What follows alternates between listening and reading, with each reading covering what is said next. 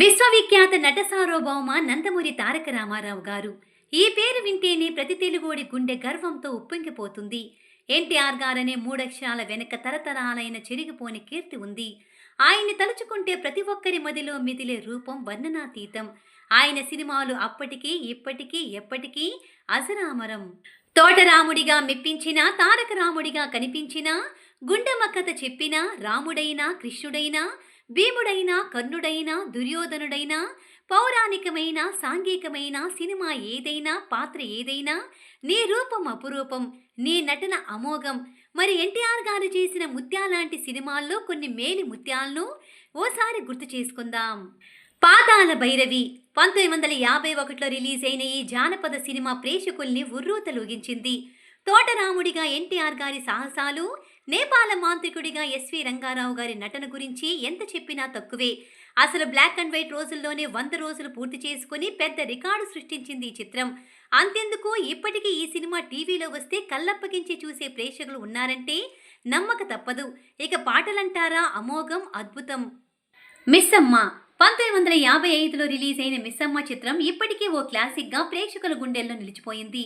ఇందులో ఎన్టీఆర్ గారు, సావిత్రి గారు మధ్య సాగే సంభాషణలు, సన్నివేశాలు చూస్తుంటే అలా చూస్తూ ఉండిపోవాలనిపిస్తుంది.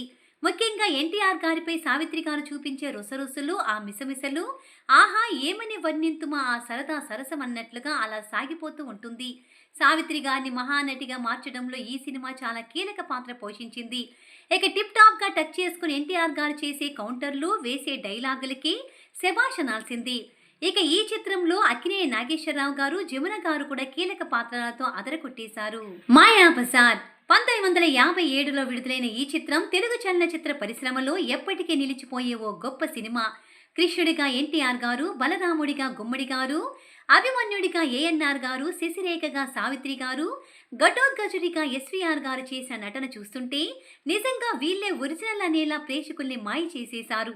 ఇక ఈ సినిమాలో మాయలు చూస్తే ఆ కాలంలోనే ఇంత టెక్నాలజీ ఎక్కడిదిరా సామే అనిపిస్తుంది. అసలు తెలుగు సినిమా గురించి చెప్పాలంటే మాయాబజార్ లేకుండా చెప్పడం ఎవరి వల్ల కాదు. అంతలా చెరగని ముద్ర వేసింది ఈ చిత్రం. జగదేక వీరుని కథ 1961లో రిలీజ్ అయిన ఫాంటసీ చిత్రం జగదేక వీరుని కథ. నదీ తీరాన వెన్నెల వెలుగులో దేవకన్యలు స్నానం చేస్తుండగా వారిని చూసి మోహించిన ఓ రాజకుమారుడు వాళ్ళతో ప్రేమలో పడి వారి కోసం కష్టాలు పడి చివరికి వాళ్ళని దక్కించుకున్న వీరగాథి ఈ జగదేక వీరుని కథ. అప్పట్లో ఈ సినిమా ఓ సంచలనమే సృష్టించింది.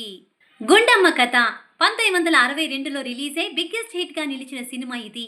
ఎన్టీఆర్ గారు, ఏఎన్ఆర్ గారు, సావిత్రి గారు, జమున గారు, ఎస్వి రంగారావు గారు లాంటి అతిరథ మహారథులు నటించిన ఈ చిత్రానికి గుండమ్మ కథ అని పేరు పెట్టడమే పెద్ద సాహసం. ఎందుకంటే గుండమ్మ పాత్ర పోషించిన సూర్యకాంతం గారి చుట్టూ ఈ కథ తిరుగుతూ ఉంటుంది.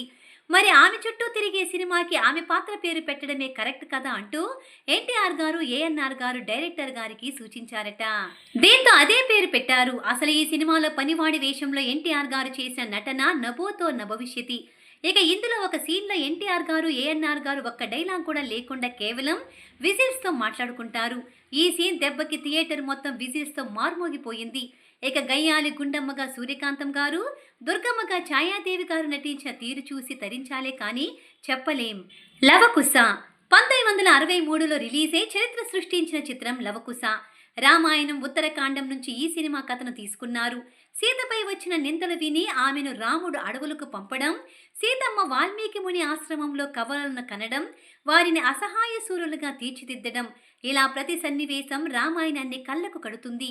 అసలు వాల్మీకి నేర్పిన రామాయణాన్ని రాముని కొలువులో ఆ పిల్లల గానం చేయడం చూస్తుంటే దానికి రాముడి పాత్రలో ఎన్టీఆర్ గారి కళ్ళు చెమ్మగిలడం చూస్తున్న వాళ్ళ కళ్ళల్లో నీళ్లు తిరుగుతాయి. లోక కళ్యాణం కోసం రాముడు అశ్వమేధ యోగం చేయడం, లవకుశల యాగాస్వాన్ని నిలువరించి తండ్రితో యుద్ధానికి తలపాటం వంటి సీన్లైతే అప్పట్లోనే ఇంత గొప్పగా యుద్ధాన్ని ఎలా చూపించారా అనిపిస్తుంది. ఇక సీతమ్మ పాత్రలో అంజలీదేవి గారు జీవించేశారు. అప్పుడు ఇప్పుడు ఎప్పుడు శ్రీరామనవమి వచ్చిందంటే చాలు ప్రతి వీధిలో, ప్రతి రామాలయంలో వినిపించే పాటలన్నీ లవకుశ చిత్రంలోనిదే. అంతగా మన జీవితంలో భాగమైపోయింది ఈ చిత్రం. ఈ సినిమా వరకు నటుడిగా ఉన్న ఎన్టీఆర్ గారు లవకుశ తర్వాత ప్రేక్షకుల గుండెల్లో నిజంగా దేవుడైపోయారు. ఇలా ఒకటా రెండా 400కు పైగా చిత్రాల్లో శతాబ్దాలైనా మరిచిపోలే నటనతో నటించి జీవించి మురిపించి, మైమరిపించి ప్రేక్షకుల్ని రంజింపజేసిన మహానటులు ఎన్టీఆర్ గారు. ఏదో చెప్పాలని ఓ 6 చిత్రాల గురించి చెప్పాం కానీ, ఆయన నటించిన ప్రతి సినిమా గురించి కొన్ని గంటల పాటు చర్చించినా, వాటి గొప్పతనం చెప్పడం వల్ల కాదు.